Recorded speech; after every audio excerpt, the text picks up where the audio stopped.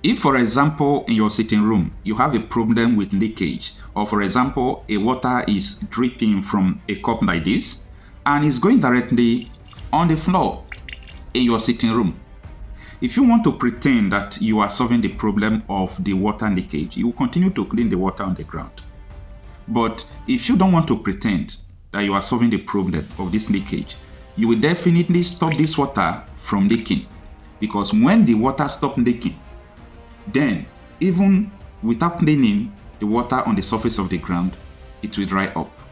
Now, there are so many things I want us to talk about the insecurity in Nigeria. But before we go into this analysis, let us listen to Dr. Obi Ekwezili.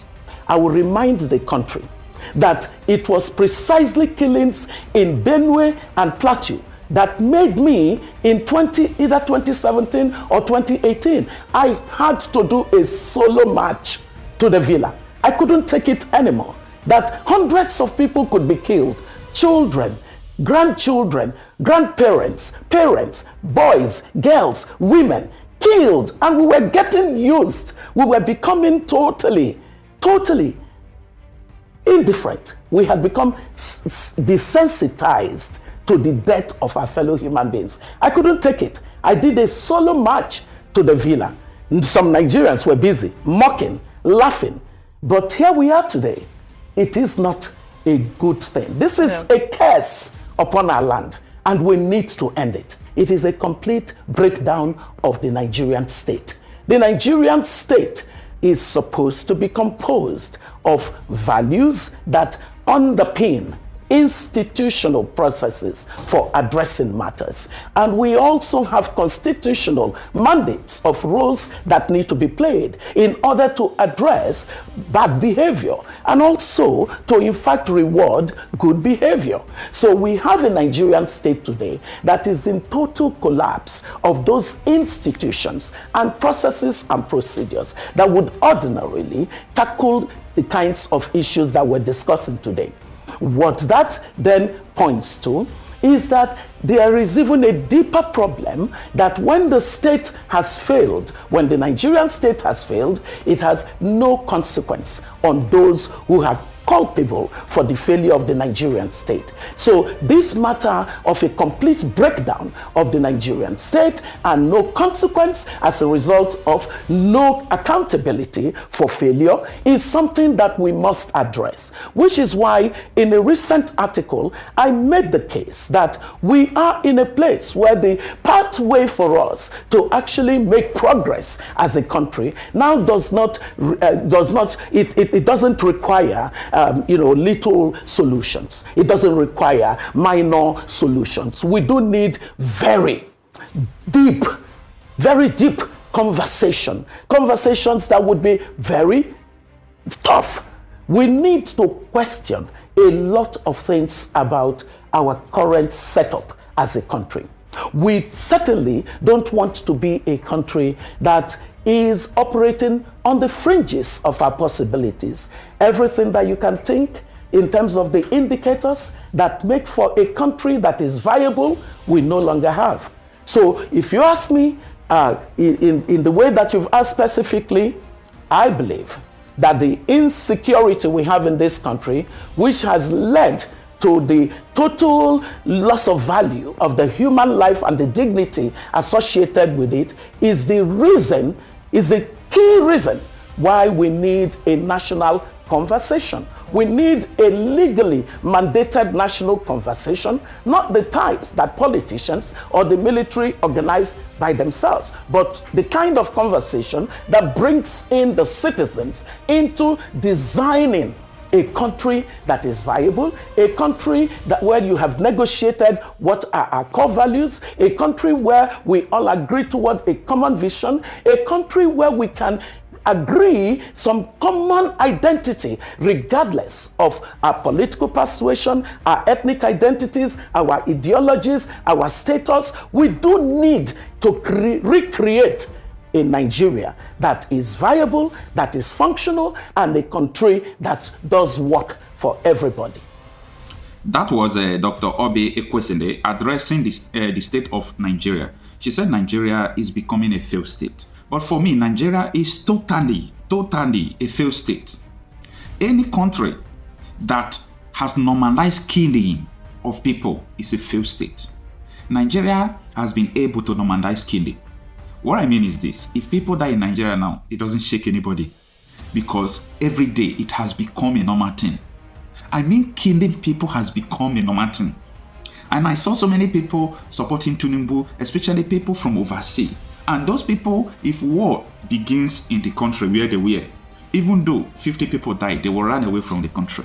I don't want to mention names. But Nigeria is totally a failed state. Now, the reason why Nigeria has a humanitarian minister that is now siphoning the whole money into her bank account, I'm talking about Betaidu. The reason why under Muhammadu Buhari, the humanitarian minister also siphoned the whole money is because we leave what we're supposed to do and be doing other things. We are just trying to clean the water on the floor. We leave the water that is dripping from the pump, dripping from the cup, to be consuming us. Why we pretend to be stopping the water from dripping by cleaning the water on the ground. So the issue Nigeria have today, if you like, try to make sure the economy will become okay, try to stabilize the naira, try to do all sort of things, it is not going to work. The reason why it will never work is because there is already an insecurity situation holding Nigeria on the throat. Nigeria can't breathe. Nigeria is not breathing. People don't even know what is going on in Nigeria. To the extent that media coverage doesn't even take in what is going on in Nigeria. Even our national televisions don't even report what is going on in our country, Nigeria. Nigeria has now taken a shift. They have left killing, normalized killing, that even though a president is not fighting insecurity, as far as this president is doing every other thing, meaning the country is going, meaning everything is going well. Are you kidding me? Is this how Nigerians has come to be reasoning? That people are dying every day, even in the Federal Capital Territory. Yesterday, almost 37 people were kidnapped. The other day in Ogun State, even the home state of the president, almost 3 communities have been occupied by Fulani herdsmen. They chased the settlers away, the original owners of the land. People dying in Plateau, people dying in Kaduna, in Borno State, from across the country. The insecurity is ranging, and Nigeria couldn't even talk about insecurity. They are talking about cutting costs of First Lady's convoy, an office that does not exist. They said that is what the president is doing, that they like it. Oh my God. I see, it's like we have been psycho-conditioned. They have hypnotized us. This is not ordinary. That in a country, people are knapping for president, for cutting costs of an office that does not exist. Why people are dying and people are knapping for him? I don't just get it. People are knapping for president. That president appointed someone who has been indicted of corruption as a minister, and the person continued to do it, and he suspend the person. People are knapping for him. Who have done this to us Nigerians? See, this is the same thing Buhari did. Buhari told us he want to tackle corruption. He arrested so many people. He did all sort of things. See, the main corruption is in the presidency. What happens to the first subsidy he removed? Why is he paying the subsidy at our back? What about the money they are borrowing? The money Tinubu have borrowed supersedes the whole money Buhari borrowed in 2 years. Where is the infrastructure? See, people, I don't know the adjective to quantify the state of condition they have made Nigerians to be reasoning. Now, the people who are dying, I really want to know if we have 206 of human beings in Nigeria. Just imagine if we lose 100 people and we have about 100 and something senate. Just imagine we lose 100 senators. It's equivalent. All souls are the same. All souls are the same. It's equivalent that we lose like 100 senators. If we lose 2 people, it's equivalent that we lose president and vice president. I want people to begin to think that people are dying. I want people to begin to reason, to know that these people that are dying, they did not deserve it. It's not their cause. It's not as if these people took gun and they went to rob and they killed them. These people peacefully are living their life. The only crime they committed is that they are Nigerians. They came to life as a Nigerian. That is just the only crime they committed. And Nigerians are shying away with it. And that is why I'm drawing the attention of Nigerians back to this. I'm trying to draw the attention of people back to what is going on, what matters. That is what matters. All this palliative, doing all the pretending, it doesn't matter.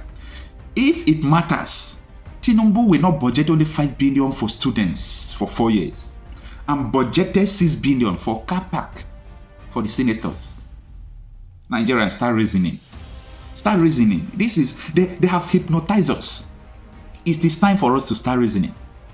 They budgeted just for an office maintenance of the Secretary of Government of the Federation 10 billion. Why the whole budget to support students' loan? To send students to school, why we have so many out-of-school children in the north? It's just 5 billion. Why to maintain one person's office? 10 billion. Nigerians begin to reason. Something is wrong with our brain. Something is wrong with us. How can we draw the attention of people? But is it because your mother, your father, your brother, your sister is not dying? Is it because your people are not dying? Okay, how do you want us to make you understand what is going on in Nigeria? How do you want us to make you understand? So that is the situation, and we must set the record straight, and we must make people to understand that this is what is going on.